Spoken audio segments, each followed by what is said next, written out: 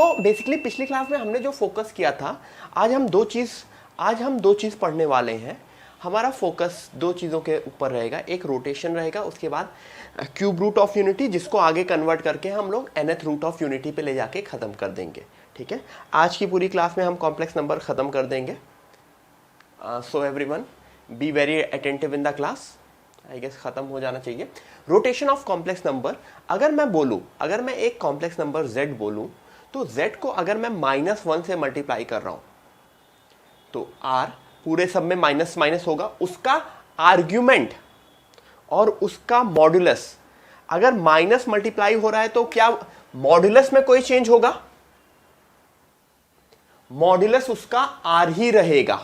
Modulus कभी भी negative नहीं होता है, जो हमने पिछली क्लास में भी देखा, मॉड्यूलस इज नेवर निगेटिव। ठीक है, तो हमारा मॉड्यूलस तो पॉजिटिव ही रहा।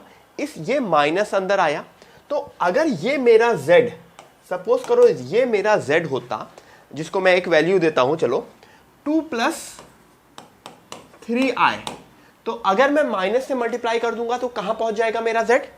यहां पे पहुंच जाएगा। ये थीटा रहेगा, तो दिस वुड बिकम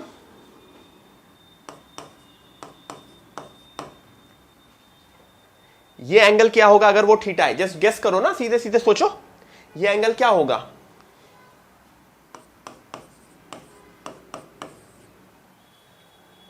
क्योंकि ये पूरा का पूरा -180 plus theta.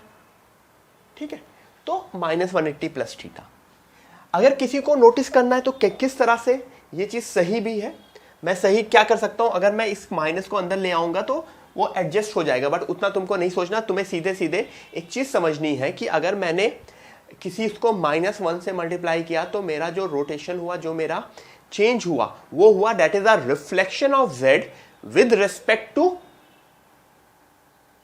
That is reflection of z with respect to origin. Yes, origin यहां से यहां पहुंच गया। सपोज करो ये एंगल होता 110 डिग्री, सपोज मतलब this is not exact value, तो ये एंगल मैंने बोला -180 plus theta, which would be, बोलो क्या होगा? -70 डिग्री। -70 डिग्री माइनस क्यों? क्योंकि एंटी क्लॉकवाइज है ना। दिस इज द रोटेशन या चेंजेस, किसी भी कॉम्प्लेक्स नंबर में क्या चेंज आएंगे जब हम उसके ऊपर कोई ऑपरेशन करेंगे। कौन से ऑपरेशन हो सकते हैं? मल्टीप्लिकेशन, डिवीजन टाइप वाले। ठीक है,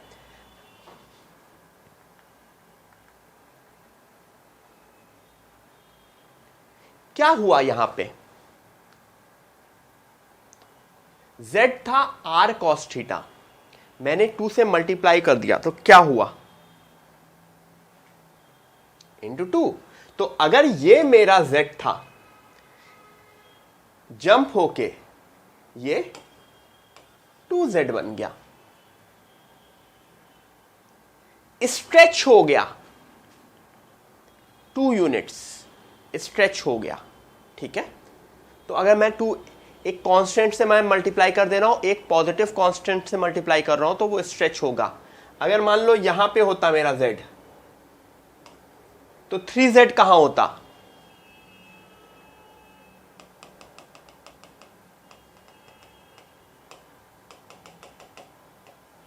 this would be 3z, right? z, z and z। ठीक है, तो इस तरह से चेंज हो रहा है अगर मैंने किसी पॉजिटिव कांस्टेंट से मल्टीप्लाई कर रहा हूं। पिछले उसमें एक -1 से मल्टीप्लाई कर रहे थे, यहां पे पॉजिटिव कांस्टेंट से मल्टीप्लाई कर रहे थे। सपोज करो हाँ, ये सिस है, कॉस नहीं है, सर ने कॉस लिख दिया है, दिस इज सिस। ठीक है, नहीं सर ने कॉस नहीं लिखा, एक्चुअली नोट्स में भी कॉस ही लिखा है, सर की गलती नहीं है। अच्छा, व्हाट इफ मैं सीधे सीधे पूछता -2z क्या होता? -2z क्या होता? दो तरह से है, दो तरह से सोचो, या तो पहले z को रिवर्स करो फिर 2 से मल्टीप्लाई करो, या फिर पहले 2z रखो फिर माइनस से मल्टीप्लाई करो।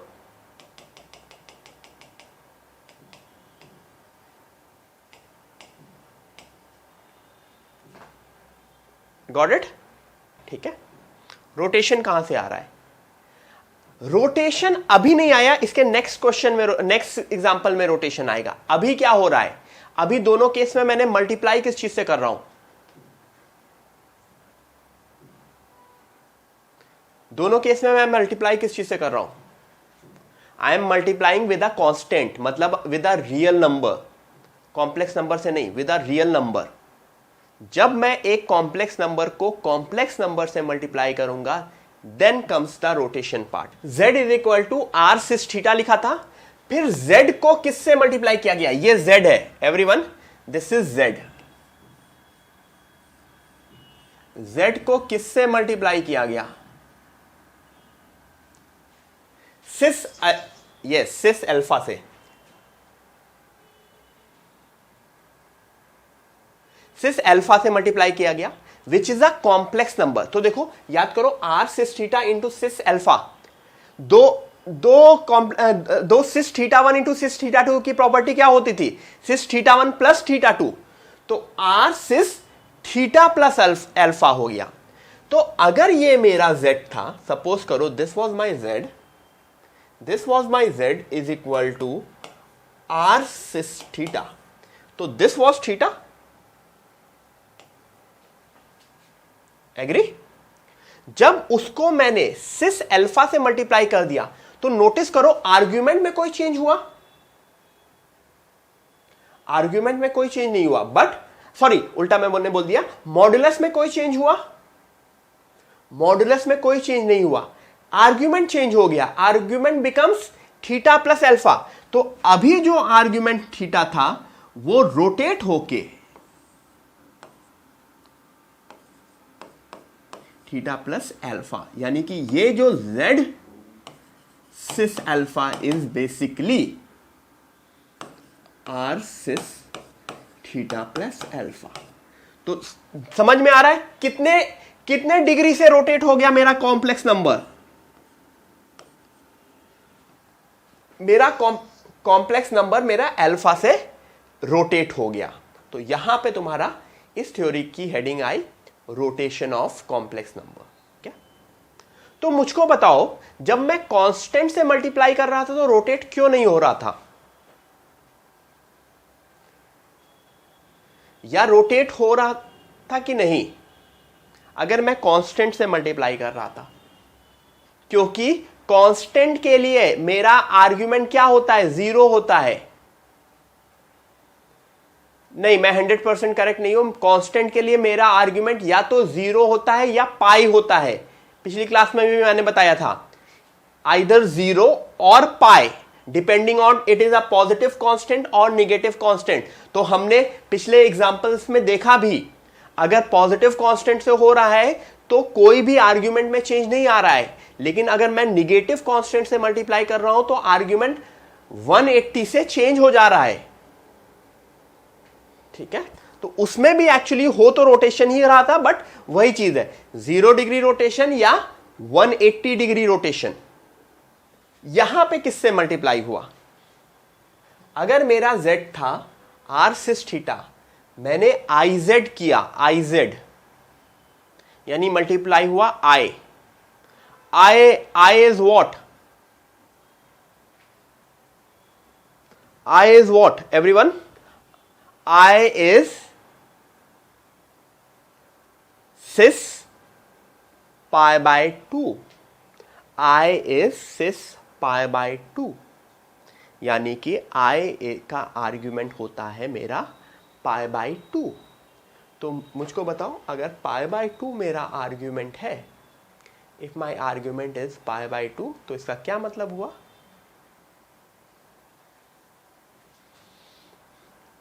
Theta plus pi by 2। तो अगर ये मेरा z था,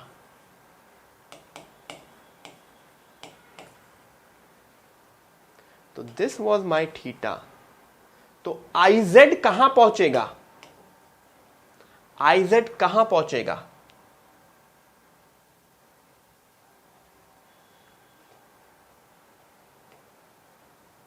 नाइन्टी डिग्री रोटेशन।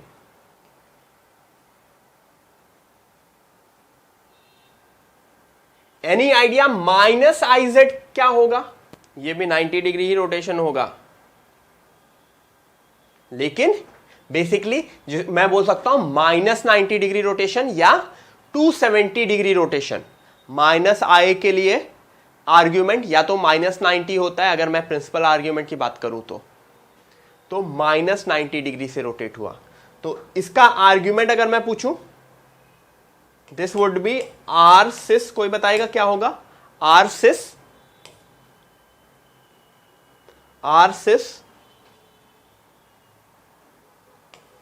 थीटा -90।